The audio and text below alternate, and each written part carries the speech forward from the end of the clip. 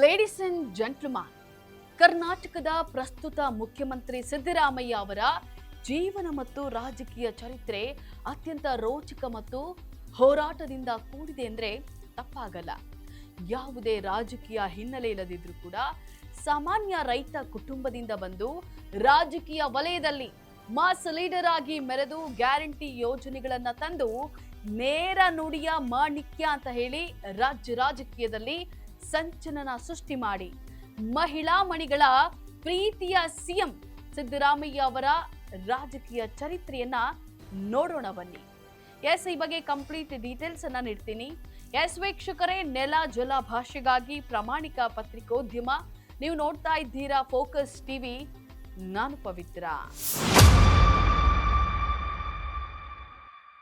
August 12, 1948ರಂದು Mysuru ಜಿಲ್ಲೆಯ ವರುಣ ಹೋಬಳಿಯ ಸಿದ್ದರಾಮನಹುಂಡಿ ಅನ್ನುವಂತಹ ಗ್ರಾಮೀಣ ಪ್ರದೇಶದಲ್ಲಿ ಕುರುಬ ಸಮುದಾಯದ ಬಡ ರೈತ ಕುಟುಂಬದಲ್ಲಿ ಸಿದ್ದರಾಮೇಗೌಡ ಮತ್ತು ಬೋರಮ್ಮ ಅನ್ನುವಂತಹ ಮಗನಾಗಿ ಜನಿಸಿದ್ರು.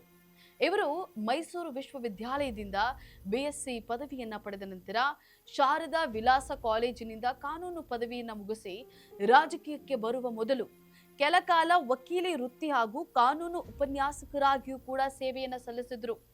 1978ರಲ್ಲಿ ತಾಲೂಕು ಅಭಿವೃದ್ಧಿ ಮಂಡಳಿ ಸದಸ್ಯರಾಗಿ ರಾಜಕೀಯ ಆರಂಭಿಸಿದಂತಹ ಇವರು ಮೊದಲ ಬಾರಿಗೆ 1983ರಲ್ಲಿ ಭಾರತೀಯ ಲೋಕದಳ ಪಕ್ಷದಿಂದ ಮೈಸೂರಿನ ಚಾಮುಂಡೇಶ್ವರಿ ಕ್ಷೇತ್ರದಿಂದ ಸ್ಪರ್ಧಿಸಿ ವಿಧಾನಸಭೆಯನ್ನ ಪ್ರವೇಶಿಸಿದ್ರು.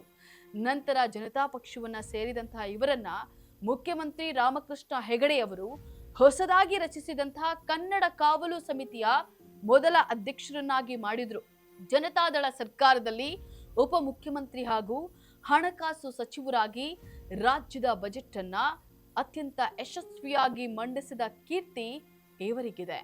ಒಟ್ಟು 15ಕ್ಕೂ ಹೆಚ್ಚು ಬಾರಿ ಬಜೆಟ್ ಮಂಡಿಸಿದ ದಾಖಲೆ ಇವರ ಹೆಸರಲ್ಲಿದೆ.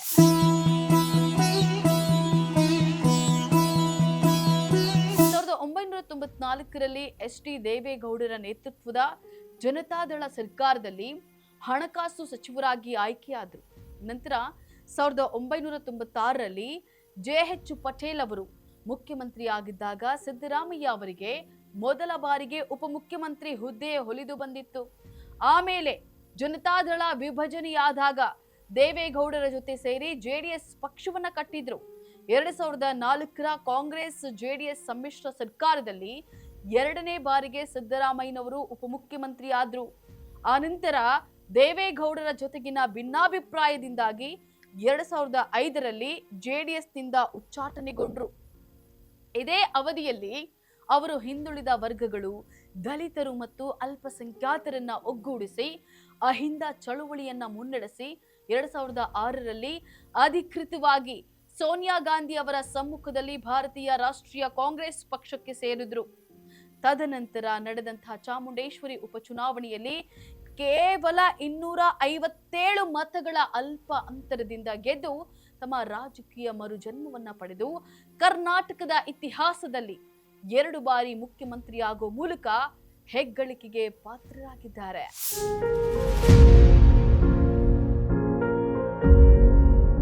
2013ರ ಚುನಾವಣೆಯಲ್ಲಿ ಕಾಂಗ್ರೆಸ್ ಬಹುಮತ ಪಡೆದಾಗ ಸಿದ್ದರಾಮಯ್ಯ ಅವರು ಮೊದಲ ಬಾರಿಗೆ ಕರ್ನಾಟಕದ ಮುಖ್ಯಮಂತ್ರಿ ಆದರು.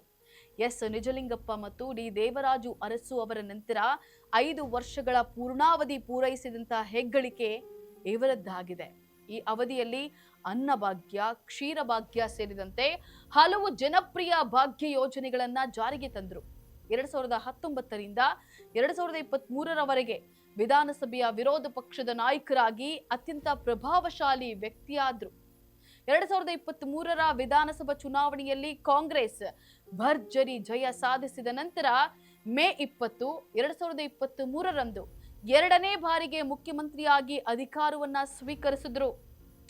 ಈ ಅವಧಿಯಲ್ಲಿ ಸರ್ಕಾರದ 5 ಗ್ಯಾರಂಟಿ ಯೋಜನೆಗಳನ್ನ ಜಾರಿಗೆ ತಂದಿದ್ದಾರೆ. ಜನವರಿ 2026ರಲ್ಲಿ ಅವರು ಡಿ ದೇವರಾಜು ಅರಸು ಅವರ ದಾಖಲೆಯನ್ನ ಮೀರಿಸಿ ಕರ್ನಾಟಕದ ಇತಿಹಾಸದಲ್ಲೇ ಅತ್ಯಂತ ಸುದೀರ್ಘ ಅವಧಿಗೆ ಮುಖ್ಯಮಂತ್ರಿಯಾಗಿ ಸೇವೆ ಸಲ್ಲಿಸಿದ ನಾಯಕ ಅನ್ನುವಂಥ ಕೀರ್ತಿಗೆ ಪಾತ್ರರಾಗಿದ್ದಾರೆ. ಇನ್ನು ಸಿದ್ದರಾಮಯ್ಯನವರು ತಮ್ಮ ನೇರ ನುಡಿ, ಸಮಾಜವಾದಿ ಸಿದ್ಧಾಂತ ಮತ್ತು ಹಿಂದುಳಿದ ವರ್ಗಗಳ ಪರವಾದ ಗಟ್ಟಿ ನಿಲುವುಗಳಿಂದಾಗಿ ಕರ್ನಾಟಕ ರಾಜಕೀಯದಲ್ಲಿ ಮಾಸ್ ಲೀಡರ್ ಆಗಿ ಗುರುತಿಸಿಕೊಂಡಿದ್ದಾರೆ.